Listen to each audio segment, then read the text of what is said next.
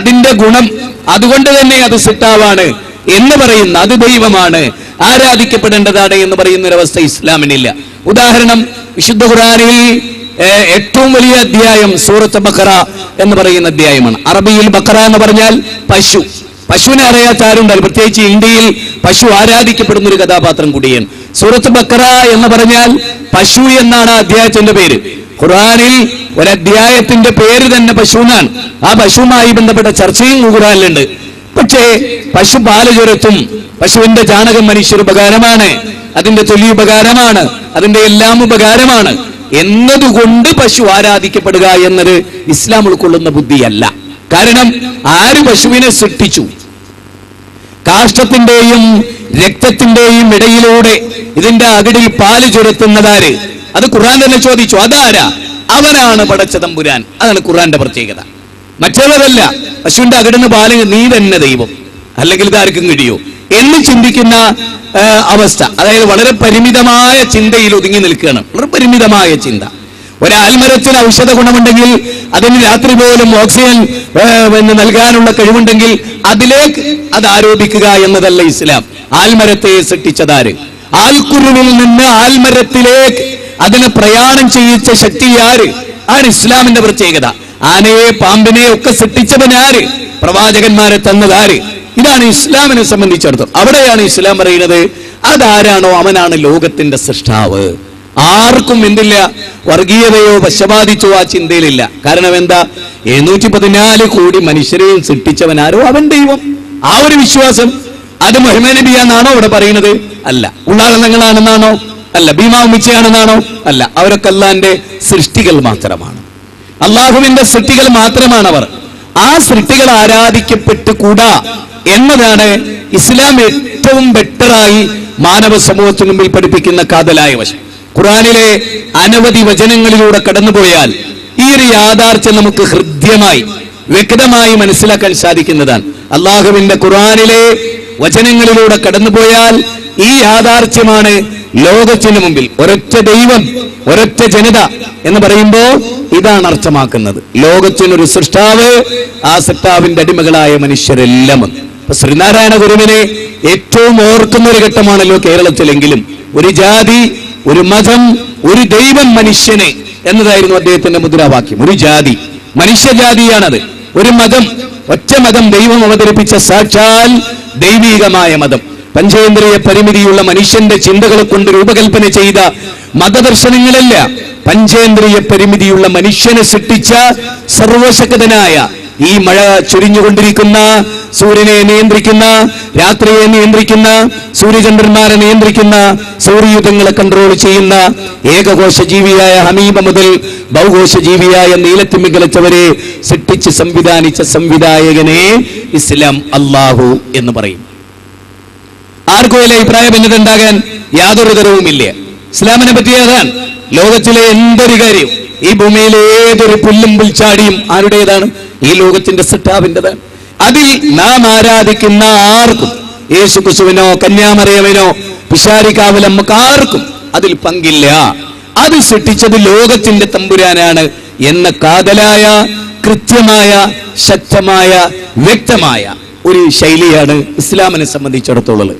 ഇത് ആരുടെ മേലും അടിച്ചേൽപ്പിക്കുന്നില്ല എന്നത് ഇസ്ലാമിന്റെ പ്രത്യേകതകളിൽ മറ്റൊന്നാണ്.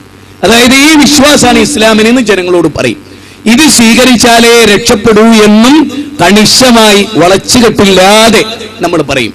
മരണത്തിന് ശേഷമുള്ളൊരു ജീവിതത്തിൽ ഇതിനല്ലാത്ത ഒരു മോചനം വേറൊന്നിനില്ല. നിങ്ങൾ വേറെ ഏത് ദർശനം സ്വീകരിച്ചാലും നിങ്ങൾക്ക് മോക്ഷമില്ല. അത് പറയാനുള്ള അവകാശം ഭരണഘടന നമുക്ക് നൽകി. എന്നാൽ വേറെയുള്ള ഏത് മതം ആർക്കും സ്വീകരിക്കാം. അവർക്ക് അവരുടെ അനുഷ്ഠാനമാകാം, അവരുടെ ആരാധനകളാകാം, അവരുടെ വിശ്വാസങ്ങളാകാം, അവർക്ക് എന്തൊക്കെ കാര്യങ്ങളുണ്ടൊക്കെ ചെയ്യാം. അതൊന്നും തടുക്കാനോ അവിടേക്ക് നമുക്ക് അവരെ എതിർക്കാനോ ഒന്നും നമുക്ക് ആർക്കും അവകാശമില്ല. കാരണം ഇസ്ലാമിനെ സംബന്ധിച്ചിടത്തോളം ഖുർആൻ ആ കാര്യം വളരെ കണിശമായി, വ്യക്തമായി ആ കാര്യം രേഖപ്പെടുത്തിയിട്ടുണ്ട്. അതൊന്ന്, ലാ ഇക്റാഹ ഫിദ്ദീൻ ഖദ് തബയ്യന അർ-റുശ്ദു മിനൽ ഗയ്. നന്മയും തിന്മയും വേർതിരിഞ്ഞിരിക്കുന്നു. എന്താ നന്മ? അത് വളരെ ക്ലിയറാണ്. എന്താ തിന്മ? അതും വളരെ ക്ലിയറാണ്. നന്മ ഏതാണ്, തിന്മ ഏതാണ്? അതുകൊണ്ട് ലാ ഇക്റാഹ ഫിദ്ദീൻ, മതത്തിൽ ബലാത്കാരമില്ല. ഒരാളെയും നിർബന്ധിച്ച് മതത്തിൽ ചേർക്കുക എന്നുള്ള സമ്പ്രദായം ഇസ്ലാമിനില്ല. ഖുർആനിന്റെ 2-ാം അധ്യായം 256 വചനമാണ്. സത്യാസത്യം ഇവിടെ വളരെ ക്ലിയറാണ്. സത്യമനുസരിച്ച് ജീവിക്കാം, അസത്യമനുസരിച്ചും ഒരാൾക്ക് ജീവിക്കാം. യാതൊരു സംശയവും ആ കാര്യത്തിലില്ല എന്നർത്ഥം. വിശുദ്ധ ഖുർആനിലെ 10-ാം അധ്യായം 99-ാമത്തെ വചനത്തിൽ പറയുന്നത് എന്താണ്? അവിടെ ഖുർആൻ പറഞ്ഞു, അൻത തുഖ്രിഉന്നാസ്, ജനങ്ങളെ താങ്കൾ നിർബന്ധിക്കുകയോ, ജനങ്ങളെ വിശ്വാസികളാകാൻ താങ്കൾ നിർബന്ധിക്കുകയോ. അപ്പൊ നിർബന്ധിക്കാൻ പാടില്ല. അള്ളാഹു ഉദ്ദേശിച്ചിരുന്നുവെങ്കിൽ ആമന മൻ ഫിൽ അർള്, ഈ ഭൂമിയിലുള്ള മുഴുവൻ ആളുകളെയും അവൻ വിശ്വാസിയാക്കുമായിരുന്നു. അത് അല്ലാഹു ഉദ്ദേശിച്ചിട്ടില്ല എന്നാണ് അള്ളാഹുവിന്റെ റസൂലിനോട് പറയും. ഫദക്കിർ ഇന്നമാ അൻത മുദക്കിർ ലസ്ത അലൈഹിം ബിമുസൈതിർ, പ്രവാചകരെ താങ്കൾ ഒരു ഉപദേശകൻ മാത്രമാണ്, ആളുകളോട് കാര്യങ്ങൾ പറയുക, ആരിലും അധികാരം ചെലുത്തേണ്ടതില്ല എന്നാണ് 88-ാം അധ്യായത്തിലൂടെ അള്ളാഹുവിന്റെ ഗ്രന്ഥം മാനവത പഠിപ്പിക്കും. ഖുർആനിലെ 18-ാം അധ്യായം 29-ാമത്തെ വചനത്തിൽ പറയുന്നത്, ഫമൻ ശാഅ ഫൽയുക്മിൻ വമൻ ശാഅ ഫൽയക്ഫുർ, ഇഷ്ടമുള്ളവർക്ക് വിശ്വസിക്കാം, ഇഷ്ടമുള്ള ആളുകൾക്ക് അവിശ്വസിക്കുകയുമാകാം എന്ന് വളരെ കൃത്യമായിട്ടാണ് അവിടെ പറയും. അപ്പൊ ആരെയും, ഒരു രാജ്യക്കാരെയും ഒരു ദേശക്കാരെയും ഏത് വിശ്വാസവും ആളുകൾക്ക് സ്വീകരിക്കാം. അവരുടെ മടക്കം ദൈവത്തിലേക്കാണ്. അവിടെ അവരുടെ വിചാരണ ഏറ്റുവാങ്ങുന്നതൊക്കെ ശരിയാണ്. ഈ ദുനിയാവിൽ ഒരു മതവിശ്വാസിക്ക് മറ്റൊരു മതവിശ്വാസിയെ നീ എന്റേത് സ്വീകരിക്കണമെന്ന് നിർബന്ധം പറയാൻ, ഇത് ശരിയാണ്, അതിന് അപാകതയുണ്ട് എന്ന് പറയുക എന്നതല്ലാതെ നീ ഇത് സ്വീകരിച്ചില്ലെങ്കിൽ എന്ന ഒരു പ്രതിഷേധത്തിന്റെ സ്വരം ഇസ്ലാമിനില്ല. ഖുർആൻ പറയുന്നത്, ഇന്നാ ഹദൈനാഹു സബീല ഇമ്മാ ശാകിറൻ വഇമ്മാ കഫൂറ, ഉയർന്നു നിൽക്കുന്ന 2 മാർഗങ്ങൾ അത് മനുഷ്യന്റെ മുമ്പിൽ എന്ത് ചെയ്തിട്ടുണ്ട്? കാണിച്ചു തന്നിട്ടുണ്ട്. നന്ദിയുള്ളവരായും ജീവിക്കാം, നന്ദി കെട്ടവരായും നിങ്ങൾക്ക് ജീവിക്കാം. ഒരു കാരണവശാലും നിങ്ങൾ എന്ത് ചെയ്യില്ല? ഈ വിഷയത്തിൽ നിങ്ങളെ മതം എതിർക്കുകയില്ല. അഥവാ ഒരാളുടെ മനസ്സാണ് വിശ്വാസം സ്വീകരിക്കേണ്ടത്. ഒരാളുടെ മനസ്സിൽ ആ വിശ്വാസം രൂഢമൂലമാകാത്ത കാലത്തോളം വാളുകൊണ്ടോ അധികാരം കൊണ്ടോ നിർബന്ധ സ്വരത്തിലൊരാളെ മതവിശ്വാസിയാക്കാനുള്ള വകുപ്പ് ഇസ്ലാമിനില്ല എന്ന തിരിച്ചറിവാണ് ഇസ്ലാമിന്റെ ഏറ്റവും പ്രധാനമായ കാര്യം. ഏതൊരു കാര്യവും അയാളുടെ മനസ്സംഗീകരിക്കണം. അയാളുടെ മനസ്സംഗീകരിക്കാത്ത കാലത്തോളം വാളുകൊണ്ട് തൽക്കാലം അയാളെ ഭീഷണിപ്പെടുത്തി നമുക്കതാക്കാം. ഇസ്ലാം അതൊരിക്കലും ഖുർആനിലെ 24-ാം അധ്യായം 54-ാമത്തെ വചനത്തിൽ പറയുന്നതാണ്, പ്രവാചകരെ ലോകത്ത് എഴുന്നേറ്റ് നിന്ന് താങ്കൾക്ക് പ്രസംഗിക്കാം, ഇന്നതൊക്കെയാണ് ശരി, ഇന്നതൊക്കെ തെറ്റാണ് എന്ന് ലോകത്തോട് താങ്കൾക്ക് എന്ത് ചെയ്യാം? പറയാം. പക്ഷേ താങ്കൾക്ക് അതേ ബാധ്യതയുള്ളൂ, അധികാരം ചെലുത്തേണ്ട ബാധ്യത താങ്കൾക്കില്ല എന്നാണ്. അപ്പൊ ഇസ്ലാം വാളുകൊണ്ട് പ്രചരിപ്പിക്കപ്പെട്ടു, ഇസ്ലാം ആയുധം കൊണ്ട് പ്രചരിപ്പിക്കപ്പെട്ടു, ആളുകളുടെ സ്വാതന്ത്ര്യത്തെ ഹനിച്ചു എന്നത് ഖുർആനിൽ നിന്ന് കിട്ടുകയില്ല, കിട്ടൂല എന്നാണ് ഞാൻ പറയും. വിശുദ്ധ ഖുർആനിലെ ഏതെങ്കിലും ഒരു വചനം ഒരാളെ ഇസ്ലാമാകാൻ നിർബന്ധിച്ചു എന്ന് പറയാനോ തെളിയിക്കാനോ ഇസ്ലാമിക ചരിത്രത്തിൽ കഴിയില്ല എന്നുള്ളതാണ്. ഇസ്ലാമിന്റെ ചരിത്രം എവിടെയും മഹാത്മാഗാന്ധി ഒരിക്കലും തെറ്റിദ്ധരിച്ചിരുന്നു, പിന്നീട് അദ്ദേഹം പഠിച്ചു, അദ്ദേഹം തിരുത്തി പറഞ്ഞു, വാളുകൊണ്ടല്ല ആദർശം കൊണ്ടാണ് ഇസ്ലാം ലോകത്ത് അതിജയിച്ചത് എന്ന് മഹാത്മാഗാന്ധിക്ക് പിന്നീട് പറയേണ്ടി വന്നിട്ടുണ്ട്. തീവ്രവാദവും ഭീകരവാദവും ഒരു കാലഘട്ടത്തിലും അംഗീകരിച്ചിട്ടുള്ള മതമല്ല ഇസ്ലാം. തീവ്രവാദവും ഭീകരവാദവും മാനവിക മൂല്യങ്ങൾക്കെതിരാണെന്നും മനുഷ്യരോട് ചെയ്യുന്ന കടന്നാക്രമണമാണെന്നും ഒരു കാരണവശാലും ഇത് ഉണ്ടാകരുതെന്നും ഇസ്ലാം മനുഷ്യരെ ശക്തമായി പഠിപ്പിച്ചിട്ടുണ്ട്. അപ്പൊ നിങ്ങൾക്കറിയാം, അധികാരം കിട്ടിയ പ്രവാചക തിരുമേനി, അതാണല്ലോ പ്രവാചകന്റെ പിക്ചർ. പ്രവാചകൻ മക്കയിൽ നിന്ന് ആദർശത്തിന്റെ പേരിൽ നാട് വിട്ടുപോയി മദീനയിൽ. അവിടെ ഒരു രാജ്യമുണ്ടായി. മക്ക മൊത്തമായി ജയിച്ചടക്കി പ്രവാചകൻ മക്കയിൽ പ്രവേശിച്ച ദിവസം നിങ്ങൾ ഓർക്കുന്നുണ്ടാകും. ചരിത്രത്തിൽ പ്രവാചകനെ പീഡിപ്പിച്ചവരും ആക്രമിച്ചവരും ന്യൂനപക്ഷം. പ്രവാചകൻ ഒരു രാജ്യത്തിന്റെ ഭരണാധികാരി. പ്രവാചകൻ ഒരു വാക്ക് പറഞ്ഞാൽ അവിടെയുള്ള ആളുകളുടെ ശത്രുക്കളുടെ തല മണലിൽ കിടന്ന് ഉരുളുമാറ് ആയുധബലവും ശക്തിയുമുള്ള ഒരു മഹാരാജ്യമായി പ്രവാചകൻ ആ രാജ്യത്തിന്റെ ഭരണാധികാരിയായി മക്കയിൽ വരുമ്പോ എതിരാളികളൊക്കെ ഉണ്ട് മറുഭാഗത്ത്. പ്രവാചകൻ അവരോട് പ്രതികാരം ചെയ്തതല്ല, അത് ചരിത്രമാണ്. ലോകത്തൊരു ചരിത്രകാരനത് പറയാൻ കഴിയില്ല. ലോകത്തൊരു വിപ്ലവ പ്രസ്ഥാനങ്ങൾക്കും ഈ ചരിത്രം അവകാശപ്പെടാനും കഴിയില്ല. ആ ആക്രമിച്ച, മർദ്ദിച്ച, പീഡിപ്പിച്ച, നാടുകടത്തിയ, ആട്ടിയോടിച്ച, അനുയായികളെ കൊന്ന ആ ശത്രു സൈന്യത്തെ അവരെ കിട്ടിയവര് പഞ്ചപച്ചമടക്കി നിൽക്കുന്നിടത്താണ് ഇന്ന് ഞാൻ നിങ്ങളുടെ മേലിൽ എന്ത് ചെയ്യുമെന്നാണ് നിങ്ങൾ വിചാരിക്കുന്നത് എന്ന ചോദ്യത്തിന് പ്രവാചക തിരുമേനി അവരെ സർവതന്ത്ര സ്വതന്ത്രരാക്കി വിടുന്നത് എന്ന് നിങ്ങൾ മനസ്സിലാക്കണം. അവരോട് എല്ലാവരോടും പോയിക്കൊള്ളാൻ പറഞ്ഞു. ഇന്ന് പ്രതികാരമില്ലെന്നും ഇന്ന് പ്രതിക്രിയയില്ലെന്നും ആരെയും ഇന്ന് ആക്രമണമില്ലെന്നും നിങ്ങൾ ഞങ്ങളോട് ചെയ്ത ക്രൂരകൃത്യത്തിന് നിങ്ങളോട് പ്രതികാരമില്ലെന്നും പ്രവാചക തിരുമേനി അവിടെ വെച്ച് തുറന്നു പറയുകയാണ്. അതാണ് ഇസ്ലാം. പ്രവാചകനെ ഷേബ് അബി താലിബ് മലയിൽ ആളുകൾ ആക്രമിച്ചു, ഗരാവോ ചെയ്തു, അവർ പീഡിപ്പിച്ചു, ആക്രമിച്ചു. ആ ആളുകൾ പട്ടിണി കിടക്കുന്നു എന്ന് പ്രവാചകൻ മദീനയിൽ അറിഞ്ഞപ്പോ അവർക്ക് ഭക്ഷണം എത്തിച്ചു കൊടുക്കുകയാണ് പ്രവാചകൻ ചെയ്തത്. അവരോട് പ്രതികാരം ചെയ്യുകയല്ല, അവർക്ക് ഭക്ഷണം എത്തിച്ചു കൊടുക്കുകയാണ് പ്രവാചകൻ ചെയ്തത്. ഇതാണ് പ്രവാചകനിൽ നിന്ന് പഠിപ്പിക്കപ്പെട്ടത്. ഇതാണ് യഥാർത്ഥ ഇസ്ലാം. നബി സല്ലല്ലാഹു അലൈഹി വസല്ലമയെ കൊല്ലാൻ വേണ്ടി പാത്തും പതുങ്ങി വന്ന യമാമക്കാരുടെ രാജാവായിരുന്നു സുമാമ. അദ്ദേഹത്തെ മുസ്ലിം സൈന്യം പിടിച്ചു കെട്ടിയപ്പോൾ പോലും പ്രവാചകൻ അവരോട് പറഞ്ഞത്, ഇന്ന് രാജ്യക്കാരനായ സുമാമ എന്ന് പറയുന്ന രാജാവാണ്, യമാമക്കാരുടെ രാജാവാണ്, അദ്ദേഹം എന്നെ കൊല്ലാൻ വന്നതാണ്.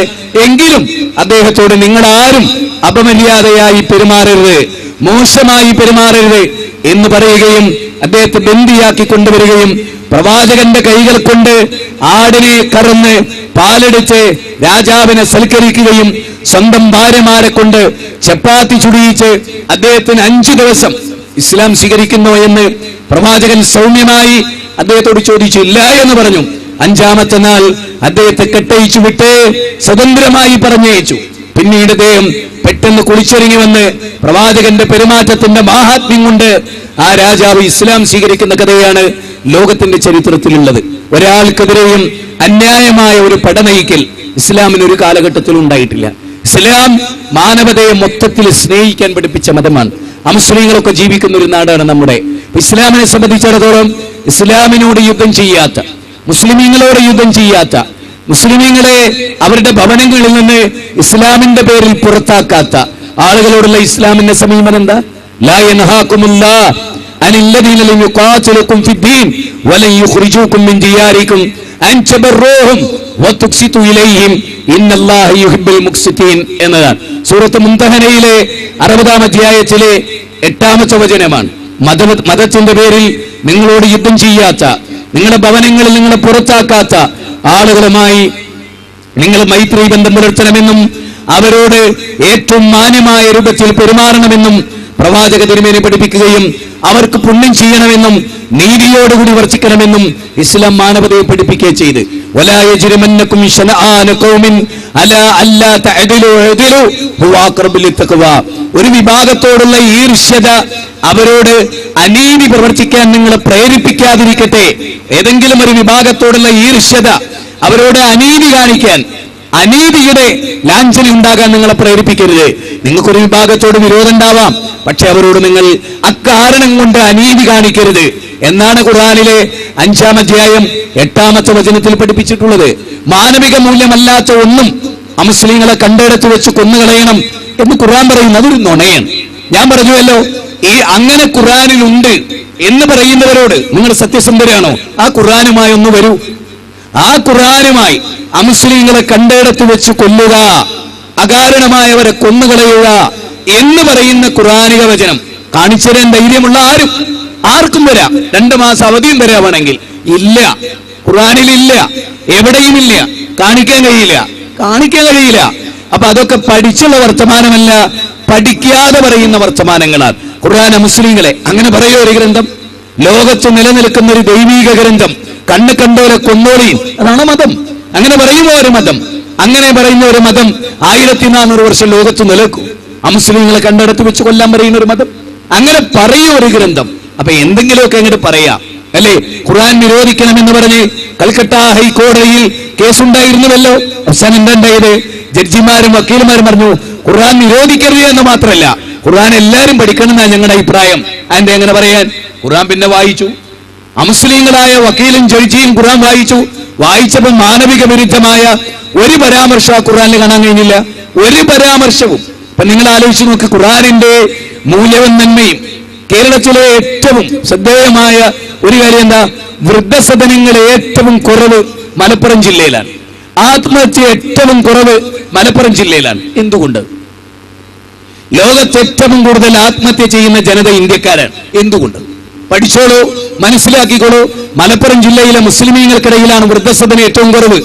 മാതാപിതാക്കളുടെ ബന്ധം ഏറ്റവും ശക്തമായി പഠിപ്പിച്ച ഗ്രന്ഥം ഖുർആനാണ്. അങ്ങനെ പഠിപ്പിച്ച ഒരു ഗ്രന്ഥവും ലോകത്ത് നിങ്ങൾക്ക് കാണിക്കാൻ കഴിയില്ല. മാതാപിതാക്കളോടുള്ള ബന്ധം, മക്കളോടുള്ള ബന്ധം, മദ്യപാനത്തിനെതിരെയുള്ള, വ്യഭിചാരത്തിനെതിരെയുള്ള, പലിശക്കെതിരെയുള്ള ഏത് കാര്യമെടുത്താലും അതിലെല്ലാം പെർഫെക്റ്റായ, കൃത്യമായ മാനവിക മൂല്യങ്ങളാണ് ഖുർആൻ ഉൾക്കൊണ്ടിട്ടുള്ളത് എന്നാണ്. ആത്മഹത്യ ചെയ്യരുതെന്നാണ് ഇസ്ലാം പറഞ്ഞത്. അതുകൊണ്ട് തന്നെ മുസ്ലിങ്ങളുടെ ആത്മഹത്യ എണ്ണം കുറവാ. അതുകൊണ്ട് അവരുടെ പുനരധിവാസവുമായി ബന്ധപ്പെട്ട് സർക്കാരിന് വലിയ തുക മുടക്കേണ്ടി വന്നിട്ടില്ല. ആ പോയിന്റും ഈ തരുണത്തിൽ സത്യസന്ധമായി വിലയിരുത്തുന്ന ആളുകൾ പഠിക്കേണ്ടതാണ്. പിന്നെ ഇസ്ലാമിന് നേരെ കാലഘട്ടത്തിലും കളവ് പറഞ്ഞിട്ടുണ്ട് ആളുകൾ, പലതും പ്രചരിപ്പിച്ചു. കാരണം ഇസ്ലാം ദൈവികമാണ്. ഇസ്ലാം നിലനിന്നാൽ പൗരോഹിത്യത്തിന് നിലനിൽപ്പില്ല. ഇസ്ലാം നിലനിന്നാൽ സാമ്രാജ്യത്വ ശക്തികൾക്ക് നിലനിൽപ്പില്ല. ഇസ്ലാം ഒറിജിനലായി പഠിപ്പിക്കപ്പെട്ടാൽ പെണ്ണിന്റെ മാംസം വിറ്റ് കായുണ്ടാക്കുന്ന കഴുകന്മാർക്ക് പണം ഉണ്ടാക്കാൻ കഴിയില്ല. അതുകൊണ്ട് ഇസ്ലാമിനെ തെറ്റിദ്ധരിപ്പിക്കണം, അതാണ് എല്ലാവരുടെയും ഉദ്ദേശം. അതുകൊണ്ടാണ് ഇസ്ലാം ഇസ് എ ടെററിസം, ഇസ്ലാം തീവ്രവാദമാണ്. എനിക്ക് മനസ്സിലായിട്ടില്ല. തലങ്ങും വിലങ്ങും ഖുർആൻ വായിച്ച ഒരാളാണ് ഞാൻ. പൂർവ്വവേദങ്ങളും വായിച്ചിട്ടുണ്ട്. ഈ നാട്ടിൽ നിലനിൽക്കുന്ന മിക്ക മതഗ്രന്ഥങ്ങളും വായിക്കാൻ അവസരമുണ്ടായ ഒരു എളിയ ഇസ്ലാമിക പ്രബോധകനാണ് ഞാൻ. എവിടെയും മനുഷ്യർ ഈ പറയുന്ന തീവ്രവാദമോ ഭീകരവാദമോ ഒന്നുമില്ല. ഒരു മതഗ്രന്ഥത്തിൽ അതുണ്ടാവും.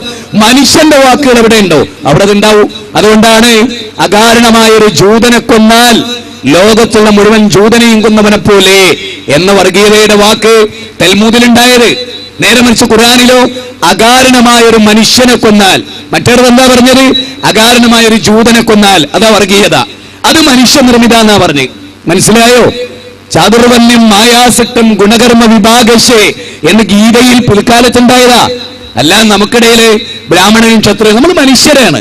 പറയാനും പോലെ മനുഷ്യർ, ആദമിന്റെ മക്കൾ, അതാണ് നമ്മുടെ ഐഡന്റിറ്റി. നമ്മുടെ തൊലി കറിച്ചുമ്പോഴത്തൊക്കെ ദൈവ നിശ്ചയമാണ്. സൗന്ദര്യം കൂടും കുറവും ഒക്കെ പടച്ചോന്റെ തീരുമാനമാണ്. അതെല്ലാം ഓരോരുത്തർക്ക് പരസ്പരമുള്ള പരീക്ഷണങ്ങളാണ്. അത്രയേ ഉള്ളൂ. വൈവിധ്യതയാണ് ലോകത്തിന്റെ നിലനിൽപ്പിന് ആധാരം. എല്ലാരെയും ഐശ്വര്യറായിമാരാക്കില്ല, എല്ലാരെയും റാബ്യമാരാക്കില്ല, എല്ലാരും ഹെലൻ കെല്ലർ ആവില്ല, എല്ലാരും പിന്നെ ലോക അത്ലറ്റിക്കുകളാവില്ല, എല്ലാരും സച്ചിൻ ടെണ്ടുൽക്കർ ആവില്ല, മമ്മൂട്ടി മോഹൻലാലും ആവില്ല, ഇല്ല മണ്ടയിലെയും അല്ലെങ്കിൽ ജോർജ് ഡബ്ല്യു ബുഷും ആകില്ല. എല്ലാവർക്കും വ്യത്യസ്ത. ആ വ്യത്യസ്തതയാണ് ലോകത്തിന്റെ അത്ഭുതവും ലോകത്തിന്റെ നിലനിൽപ്പ്, അല്ലേ? എല്ലാവർക്കും ജ്ഞാനപീഠ അവാർഡ് കിട്ടിയാൽ എല്ലാവരും ബുദ്ധിപരമായ ഒരേ നിലവാരത്തിലാണ്. പിന്നെ ഇതിനെന്താ അർത്ഥം? പിന്നെ ജ്ഞാനപീഠ അവാർഡിന് വല്ല അവസ്ഥയുണ്ട് ഇവിടെ? ലോകസുന്ദരി, ഇന്ത്യൻ സുന്ദരി എന്നൊരു തസ്തികവൻ ഉണ്ടാവുമോ? എല്ലാവരും ഒരേ സുന്ദരിമാരാണെങ്കിൽ? അപ്പൊ ആ ജാതി ടൈപ്പ് ചിന്തകളൊന്നും ശരിയല്ല. പരമകാരുണ്യനാണ് ദൈവമെങ്കിൽ എന്തിന് ഇവിടെ വികലാംഗരെ സൃഷ്ടിച്ചു എന്ന ചോദ്യമൊക്കെ അല്പജ്ഞന്റെ ചോദ്യമാണ്, ഒട്ടും ചിന്തിക്കാത്ത വിവരദോഷിയുടെ. നമ്മുടെ സാധാരണ അവർക്ക് കൊടുത്ത പേരെന്താ? യുക്തിവാദീൻ. സത്യ യുക്തിക്ക് വാദം പിടിച്ചേ. അതിന്റെ അർത്ഥം മനസ്സിലായിട്ടുള്ളത് വരെ? അള്ള കൊടുത്ത യുക്തിക്ക് വാദം പിടിച്ചവൻ, മനസ്സിലായോ? അതാ യുക്തിവാദി. അള്ളൊരു ബുദ്ധി യുക്തി കൊടുത്തിട്ട് ആ യുക്തിക്ക് വാദം പിടിക്കുക, നേർക്കേറെ എണീറ്റിക്കാൻ പറ്റാതെ വരിക, അല്ലേ? ദൈവം എന്തിനാ മനുഷ്യർക്ക് വേദന നൽകി? ദൈവം പരമകാരുണ്യകനായതുകൊണ്ട്. എങ്ങനെ? ദൈവം പരമകാരുണ്യകനായതുകൊണ്ടാ വേദന കൊടുത്ത്, അല്ലേ? അല്ലേ? വേദന അനുഗ്രഹമല്ലേ? വയറിനൊരു ചെറിയ വേദന, ഡോക്ടറെ അടുത്ത് പോയി ചെക്ക് ചെയ്ത് നോക്കുമ്പോൾ അവിടെ ഒരു മുഴയുണ്ട്. ആ മുഴയുണ്ട് എന്നറിഞ്ഞത് എങ്ങനെ? ഓ അങ്ങനെ നോക്കിയിട്ടാ? അല്ല, ആ വേദന വന്നപ്പോ അവിടെ പോയി ചെക്ക് ചെയ്തു. വേദന അനുഗ്രഹമാണോ? അതെ. ഇനി വേദന, പ്രസവ വേദന എന്ന് പറഞ്ഞൊരു സംഗതി ഒന്നുമില്ല. എന്നാ ഭാര്യമാര് അടുക്കളയിൽ പെറ്റുപോകും, അതല്ലെങ്കിൽ എവിടെയെങ്കിലും നടന്ന് പോകുമ്പോ പാലം കിടക്കുമ്പോ പെറ്റുപോകും. ആ കുഞ്ഞിനെ പിന്നെ കിട്ടുവോ? കുളക്കടവിൽ കുളിച്ചുകൊണ്ടിരിക്കുമ്പോ പ്രസവിച്ചു പോയി, വേദന ഇല്ല, അറിയോ? ഇല്ല. വേദന അനുഗ്രഹമാണ്, അല്ലെ? വേദന അനുഗ്രഹമല്ലേ? കുഷ്ഠരോഗികളാണ് ഏറ്റവും വലിയ അനുഗ്രഹീതർ, ആണല്ലോ. അവരുടെ വിരല എലി കടിച്ചുണ്ടായ പോലും അറിയില്ല. എലി കടിക്കുമ്പോഴേക്ക് അറിയണം ആ വേദന അതിനാ, അതൊരു ദൂതനയാണ്. അത് തിരിച്ചറിയാനുള്ള ബുദ്ധിയും വിവേകവും മനുഷ്യർക്ക് ഉണ്ടാവണം. അപ്പൊ മതം എന്ന് പറയുന്നത് ശരിക്കും പഠിക്കാൻ തയ്യാറാകും. അതിൽ ഏറ്റവും പ്രധാനമായ ഒരു ടോപ്പിക്കാണ് നമ്മൾ ഇന്ന് തിരഞ്ഞെടുത്തിട്ടുള്ളത്. അതെന്താണ്? ഒരേ ഒരു ദൈവം, ഒരൊറ്റ ജനത എന്നതാണ് നമ്മുടെ പ്രമേയം. എല്ലാവർക്കും ഒറ്റ ദൈവം, അവനെയാണ് ആരാധിക്കേണ്ടത് എന്ന് പറയുന്ന വേദഗ്രന്ഥങ്ങളുടെ പ്രസക്തമായ ഏകം സത് ബഹുദാ വിപ്രാ വദന്തി യോ ദേവാനാം നാമചായേകേവ ഓം സദേ സമസ്തേ സർവലോകാശ്രയായ, സർവലോകങ്ങൾക്കും സർവഭൂഖണ്ഡങ്ങൾക്കും ആശ്രയിക്കാൻ പറ്റിയ ഏകനായ പടച്ച തമ്പുരാൻ അവനെ ആരാധിക്കണം എന്നുള്ളതാണ് ഇസ്ലാം. ആരോട് പ്രാർത്ഥിക്കണം? ആരോട്? മഴ കിട്ടാൻ വേണ്ടി ആരോട് പറയണം? മഴ ആരാണോ നൽകുന്നത് അവനോട്. മഴ ആരാ നൽകുന്നത്? ശ്രീകൃഷ്ണനല്ല, ശ്രീരാമനല്ല. ഉറപ്പാണ്. എന്താ ഉറപ്പ്? അവരുണ്ടാകുന്നതിന് മുമ്പ് മഴയുണ്ട്, അതിന്റെ ഉറപ്പ്. വേറെ PhD ഒന്നും എടുക്കണ്ട. മുഹമ്മദ് നബി സല്ലല്ലാഹു അലൈഹി വസല്ലം മഴ വീപിക്കണത് അല്ല എന്ന് ഉറപ്പാണ്. കാരണം അദ്ദേഹത്തിന് മുമ്പ് മഴയുണ്ട്, അദ്ദേഹത്തിന് മുമ്പ് മഴയുണ്ട്. ഇവിടെ ഏത് മനുഷ്യരെ പറഞ്ഞു? നിങ്ങൾ വിളിച്ചു പ്രാർത്ഥിക്കുന്ന ഏത് മഹാനെ പറ്റിയും പറഞ്ഞു അവരാ മഴ വീപിക്കണത്. അപ്പൊ നമ്മൾ ചോദിക്കുക, അതിന് മുമ്പോ? അവരില്ലാത്തൊരു കാലം ഉണ്ടായിരുന്നല്ലോ, അപ്പോഴും മഴയുണ്ടല്ലോ. അപ്പൊ ആരേ വന്നത്? ആ മഴ ചൊരിഞ്ഞവൻ സൃഷ്ടാവ്, ലോകത്തിന്റെ നാഥൻ. സിമ്പിളാണ്, വളരെ ലളിതമാണ്. യേശുക്രിസ്തുവിനെ പിലാത്തോസിന്റെ പടയാളികൾ കുരിശിലേറ്റാൻ വന്നു എന്ന് ബൈബിളിൽ കാണാം. കുരിശിലേറ്റാൻ വന്നു എന്ന് മനുഷ്യന്റെ കൈകടത്തിലുള്ള ബൈബിളിൽ കാണാം. ആ സമയത്ത് യേശുക്രിസ്തു പ്രാർത്ഥിച്ചു എന്നും ബൈബിൾ പറയും. ആരോട്? യേശുക്രിസ്തുവിനോട് പ്രാർത്ഥിച്ച് ആണോ? കർത്താവേ, കർത്താവേ, നീ എന്നെ കൈവടിഞ്ഞതെന്തേ? എങ്ങനെ? ദൈവത്തോട് പറയാൻ, നീ എന്താ എന്നെ കൈവടിഞ്ഞത്? കഴിയുമെങ്കിൽ ഈ പാനപാത്രം എന്നിൽ നിന്ന് ഉയർത്തിയാലും, എങ്കിലും എന്റെ ഇഷ്ടമല്ല അവിടുത്തെ ഇഷ്ടമാണ് നടക്കുന്നത്. ഏലി ഏലി ലമ്മാ സബക്താനി, അല്ലേ? അങ്ങനെയല്ലേ? പിലാത്തോസിന്റെ പടയാളികളെ കൊല്ലാൻ വന്നപ്പോ അതിൽ നിന്ന് രക്ഷ തേടി യേശുക്രിസ്തു ഈസാ നബി അലൈഹിസ്സലാം ആരെയാ വിളിച്ചത്? അതാ മാതൃക. അദ്ദേഹം കാണിച്ച വഴിയതാ. ഒരാൾ കത്തിയോണ്ട് കുത്താൻ വരുമ്പോ യേശുവേ രക്ഷിക്കണമെന്നില്ല, അത് യേശുവിന്റെ വഴിയല്ല. യേശു പ്രാർത്ഥിച്ച ദൈവത്തോട്, യേശു എന്തുകൊണ്ട് ദൈവത്തോട് പ്രാർത്ഥിച്ചു? ത്വമേകം ശരണ്യം ത്വമേകം വരണ്യം ത്വമേകം ജഗത് കാരണം വിശ്വരൂപം. ഈ പ്രപഞ്ചത്തെ, ഈ മഹാപ്രപഞ്ചത്തെ മുഴുവനും സൃഷ്ടിച്ച ലോകത്തിന്റെ സൃഷ്ടാവ് തമ്പുരാൻ, അവനാരാ? ആ സൃഷ്ടാവിനോട് പ്രാർത്ഥിക്കുക, സൃഷ്ടാവിനെ ആരാധിക്കുക. ഇതാണ് വേദസംഹിതകളിൽ കൃത്യമായുള്ളത്. വേദത്തിന്റെ വിരലുകളിലുള്ളത് എന്താണ്? അവനെ ആരാധിക്കുക എന്നുള്ളതാണ്. ലോകവേദങ്ങളെല്ലാം ഈ കാര്യമാണ്. ഇത് തന്നെ വളരെ പ്രധാനമാണ്. യേശുക്രിസ്തുവിനെ പിലാത്തോസിന്റെ പടയാളികൾ കൊല്ലാൻ വരുമ്പോ അദ്ദേഹം ലോകത്തിന്റെ സൃഷ്ടാവിനോട് പ്രാർത്ഥിക്കുന്നു. ആ സൃഷ്ടാവിനെ ആരാധിക്കണം നിങ്ങൾ പറയും. അതിലെവിടെയാ തെറ്റ്? ക്രിസ്ത്യാനികളോട് യേശുക്രിസ്തു കാണിച്ച വഴി അതാണ്. യേശുക്രിസ്തു കാണിച്ച വഴിയേതോ അത്. ഒരച്ഛൻ കള്ളു കുടിക്കാറില്ല, നല്ല പാനീയങ്ങൾ കുടിച്ചാ കാണിച്ച് എങ്കിൽ അദ്ദേഹത്തിന്റെ മകൻ അദ്ദേഹത്തെ അനുസരിക്കണമെങ്കിൽ ചെയ്യേണ്ടത് കള്ളിച്ചാപ്പിന് മുമ്പിൽ ക്യൂ നിൽക്കല്ല, അച്ഛന്റെ വഴികൾ സ്വീകരിക്കുക എന്നുള്ളതാണ്. യേശുക്രിസ്തുവിന്റെ വഴി ലോകത്തിന്റെ സൃഷ്ടാവിനെ ആരാധിച്ചു എന്നുള്ളതാണ്. ആ വഴിയാണ് മനുഷ്യർ സ്വീകരിക്കേണ്ടത്. മഹാന്മാരായ ആളുകളെല്ലാം, പ്രവാചകൻ ജീവിതത്തിൽ ഒരിക്കൽ പോലും അല്ലാത്ത ഒരാളെയും വിളിച്ചിട്ടില്ല. അപ്പൊ മുസ്ലിമിന്റെ ബാധ്യത എന്താ? വിളിച്ചിട്ടില്ലെന്ന് മാത്രമല്ല, കുൽ ഇന്നമാ അദൂ റബ്ബി വലാ ഉശ്രിക് ബിഹി അഹദ. പറയൂ പ്രവാചകരെ, ഞാൻ എന്റെ അല്ലാഹുവിനോടല്ലാതെ ഒരു ശക്തിയോടും ഞാൻ എന്ത് ചെയ്യില്ല, ഞാൻ പ്രാർത്ഥിക്കില്ല, ഞാൻ അവനിൽ ആരെയും പങ്കു ചേർക്കില്ല എന്നാണ്. ഒരു സൃഷ്ടിയോടും പ്രാർത്ഥിക്കരുത് എന്നതാണ് ഈ വിഷയത്തിന്റെ ഏറ്റവും കാതലായ, ഏറ്റവും ചൊവ്വായ വിഷയം തന്നെ. എന്താണ്? ലോകത്തിന്റെ സൃഷ്ടാവ് നമുക്ക് വായു നൽകി, ലോകത്തിന്റെ സൃഷ്ടാവ് നമുക്ക് വെള്ളം നൽകി, ലോകത്തിന്റെ സൃഷ്ടാവ് നമുക്ക് ആവശ്യമായ സൗകര്യങ്ങൾ ഒരുക്കി, ലോകത്തിന്റെ സൃഷ്ടാവ് നമുക്ക് കണ്ണ് നൽകി, കാത് നൽകി, ശ്വസിക്കാനുള്ള വായു നൽകി, വെള്ളം നൽകി കുടിക്കാൻ. എല്ലാ അനുഗ്രഹങ്ങളും അവന്റേതാണ്. അതുകൊണ്ട് അവനോടാണ് ആരാധന. ആണ് ഇസ്ലാം പറഞ്ഞത്. വളരെ സിമ്പിളാണ്, എല്ലാവർക്കും അറിയാം. ഗുരുവായൂരപ്പൻ ലോകത്തിന്റെ സൃഷ്ടാവല്ല എന്ന് നമ്മുടെ ബഹുമാനരായ ഹൈന്ദവർക്കറിയാം.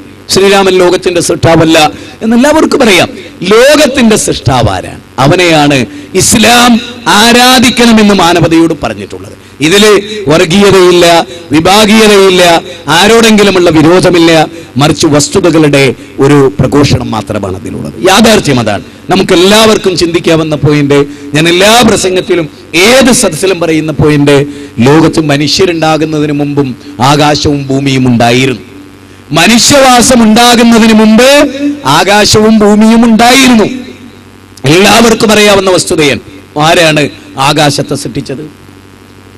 ആരാണ് ഭൂമിയെ സംവിധാനിച്ചത്? അന്ന് മനുഷ്യരില്ല, ഹൈന്ദവ മതമോ ക്രിസ്തു മതമോ ഒന്നുമില്ല, ദേവാലയങ്ങളില്ല, അതിനെ ആരാധിക്കുന്ന സമ്പ്രദായങ്ങളില്ല, ഒന്നുമില്ല. എല്ലാവർക്കും അറിയാലോ, സത്യസന്ധമായി എല്ലാവരും ആലോചിക്കും, എല്ലാവർക്കും അറിയാലോ, ഒന്നുമില്ല. പിന്നെയോ